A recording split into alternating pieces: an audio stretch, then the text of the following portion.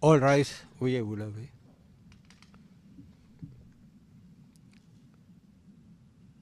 The International Criminal Court is now in session. La Giunta Co Penal International do it.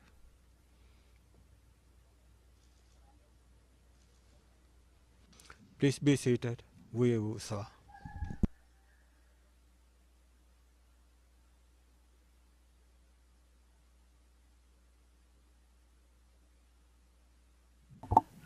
Yes, good morning all. Madam Registrar, can you call the case? Good morning, Madam President, Your Honors.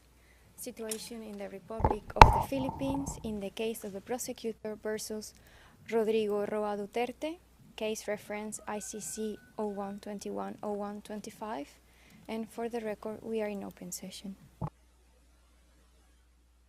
And again, Mr. Haynes, we've excused your client's attendance today, but as I think we made clear, it's only because it's a relatively short hearing.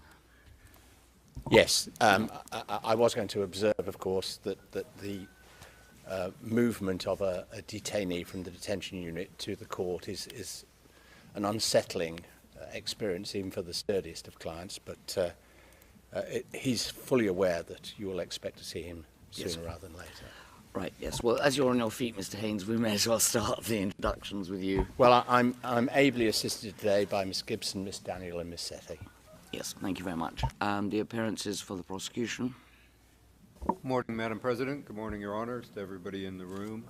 Julian Nichols with Edward Jeremy, Sylvie Wakcham, Zinzana Ziayo, and James Meridi. Thank you. Thank you very much. And finally, the representatives for the victims. Good morning, Madam President, Your Honors, Ann Gravoski and myself, Paulina Masida, for the victims today. Thank you. Yes, Ms. Masida, can I just clarify something while you're on your feet? I know you're the only representative appearing today, but the pretrial chamber, I think, appointed 3 of you. Can I ask which of you is lead counsel? None of us, the 3 of us are lead counsel, actually. The way in which we work, we normally agree on a common position before any hearing before the chamber if necessary or anything. So we actually act as a single team. This is the expression which was used by pretrial chamber. But we don't have a formal lead counsel in the team, and we take our decisions jointly and collegially. Yes, all right. Well, I mean, that, of course, is a matter for you. But I want to make one thing clear.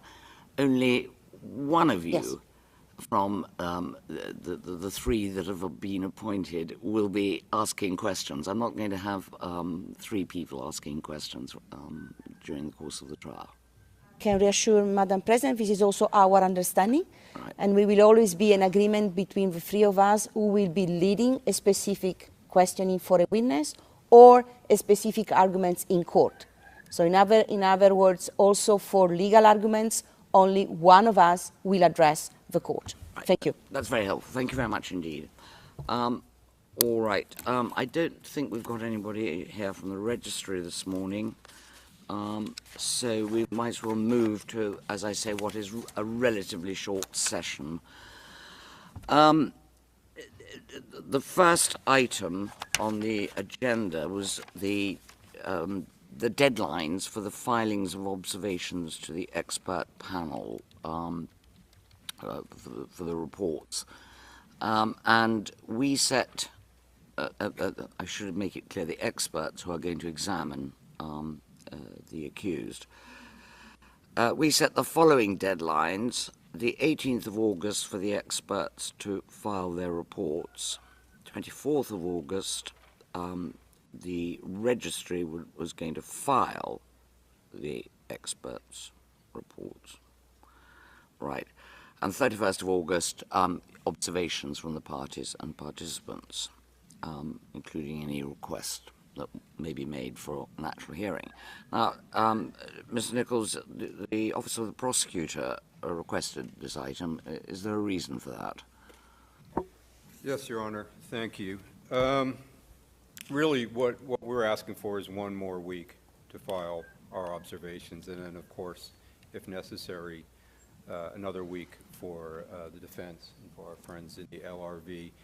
The reason is very simply, on the 31st of August, we're going to have to file our pretrial brief, our list of witnesses, our list of evidence, complete our disclosure, and then this will, I'm sort of asking for mercy. This will drop on us, and we can't really start writing it early during that last week as well, when we expect to be extremely busy, and depending on what the outcome is of the reports we receive on the 24th, it may or may not be quite a lot of work. So we're just asking for one more week to file so that we can have more time after our deadline for all those other projects. I think there's a total of like approximately 10 that we have due on that date. And so this is formally under Reg 35.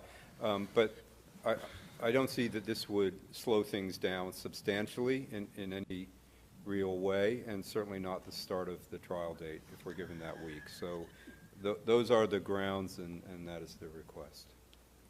It's not, if it was just that, Mr. Nichols, but it's the knock-on effect, because as you say, if we give you an extra week, well then we'll again have to give the defense an extra week. Well, I suppose it's everybody at the same time, isn't it? Okay. Your Honor, I think we were filing simultaneously. Yeah, yes. So, no, so it won't have that extra Yeah. that I think you may have been thinking about. Yeah, sorry, you're quite right. Mr. Haynes. We've got no difficulty with you showing some mercy to the prosecution. Ms. Masida. Same with us, Your Honor. It's all right. We'll be merciful, Mr. Nichols, as it's early on. Thank you very much, Your Honor. And you can have the extra week. Then the next item, it was the adoption of the protocol on the handling of confidential information. I think you've all seen that it's really the standard one that appears in all trials. Does anybody have any comments on it? No, Your Honor, just I thought it hadn't been formally adopted yet, unless I'm wrong. It was adopted by the pretrial chamber. Yeah. The standard one that's annexed to the trial manual. But we were just asking that it be formally adopted at this stage because it wasn't carried over from the pretrial stage. Pre-confirmation stage. Yes, excuse me. I think that's right. Well, does anybody have any objections? Otherwise, we'll just order it to be filed, adopted and filed. We did have a couple of small observations to make about the text of it, which I think, with respect, might be better done in writing. That's been the practice in the past, and it's worked very well. It shouldn't hold things up at all, but I'm sure we can get something across in a few days. Right. Well, that seems very sensible. Thank you. I think then we'll simply, well, we'll wait for your potential objections and see if we want to make amendments, and then we'll instruct the registry to file it, or whatever the procedure is for this protocol. Right, page limit of the prosecution's trial brief. Well, you again, Mr. Nichols, asked for this. How many pages are you asking for? We'd ask for 160, Your Honor, an additional 40 pages. I think, I don't have the stats, but I think that's almost the standard now with the 120 is that the parties ask for some more. That's 40 less than in the Abdul Rahman case, and I think we may use a little bit less than that, but we think that's what we really need to write a good brief. Yeah, and is that with or without annexes? Because Well, you got some help. You had some helpful annexes attached to the pre-confirmation brief. Yes, that would be without annexes. We will avoid that issue that came up in the last trial about substance in the annexes that should have been in the brief, but that would be without the annexes, so that wouldn't include maps and charts. No, that's right. Yeah, I think we have all. Yeah, we all agree. Yes. All right. Thank you very much, Your Honors. Right, then we're going to give some dates for the next status conferences. There'll be one, as I think we've already given the date, the 14th of July, is that right?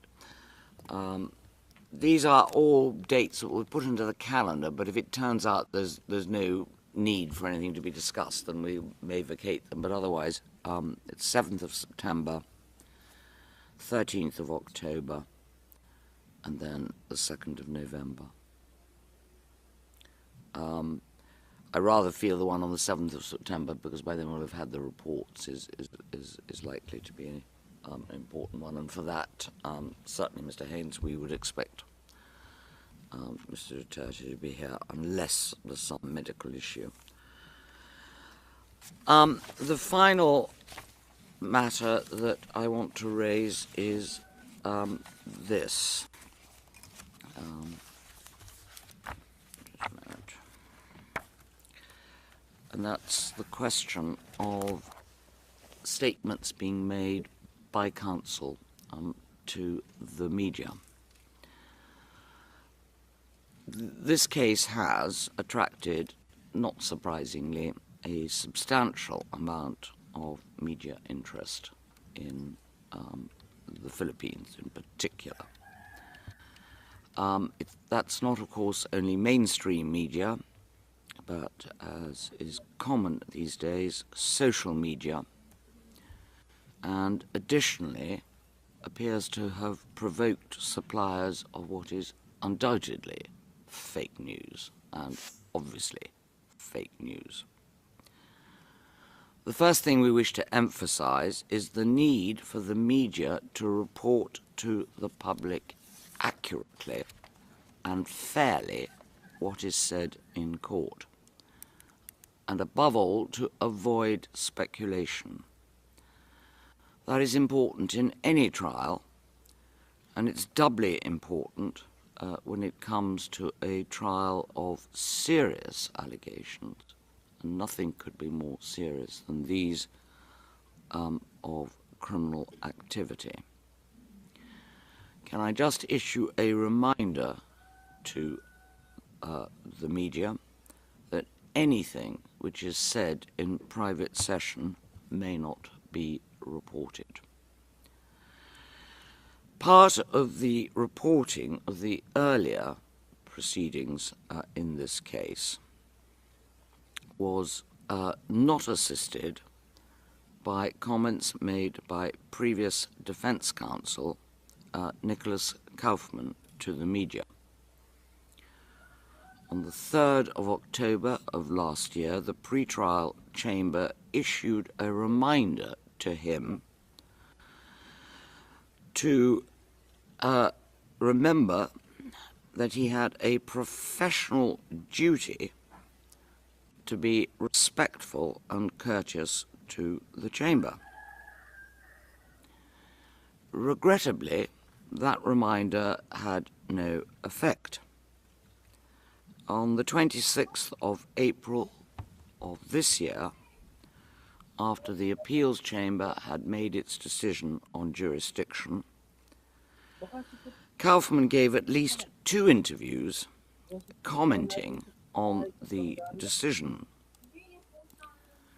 Some of those comments were his personal view of legal decisions made by the court as a whole, and were on any showing wholly inappropriate. The more so when made by counsel in the case. In the light of this previous history, this trial chamber feels it incumbent to repeat the reminder or warning to all counsel in the case, for the reasons that I have already expressed as to the importance of this trial. We see no reason why counsel should feel it necessary to make any comment to the media.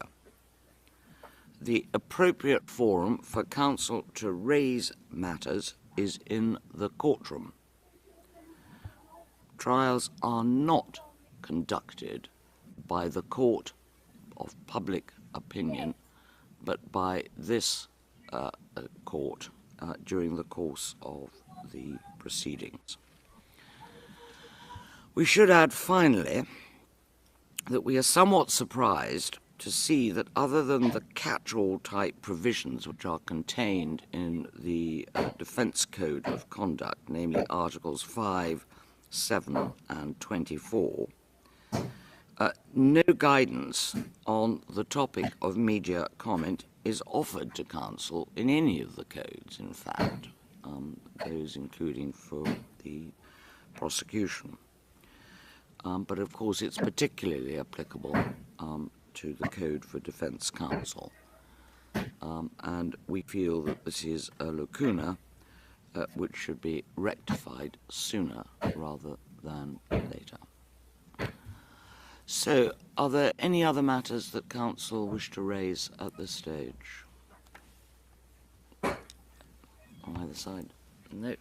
In that case, that concludes the status conference this morning.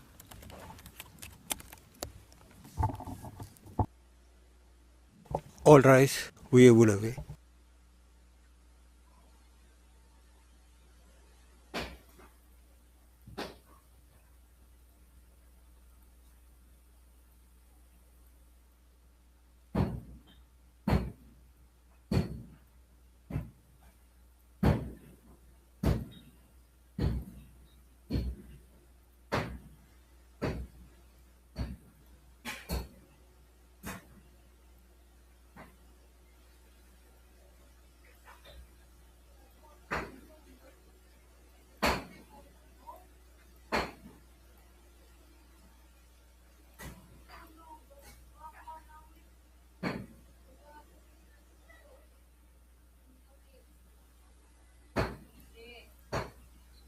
Pwede mong si Pusi, gala ng gala eh.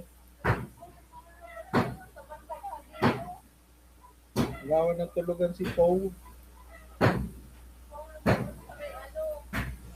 May banyo, tulog.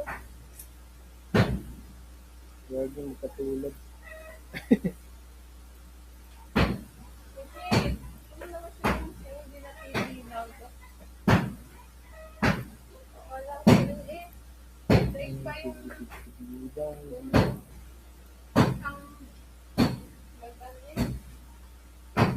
Napapaumo mo, napapaumo.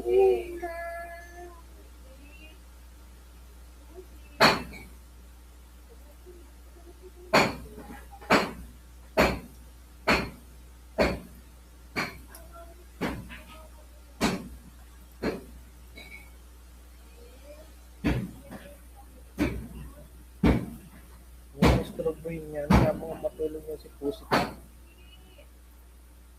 Maestroboy niyan, tulog yan eh.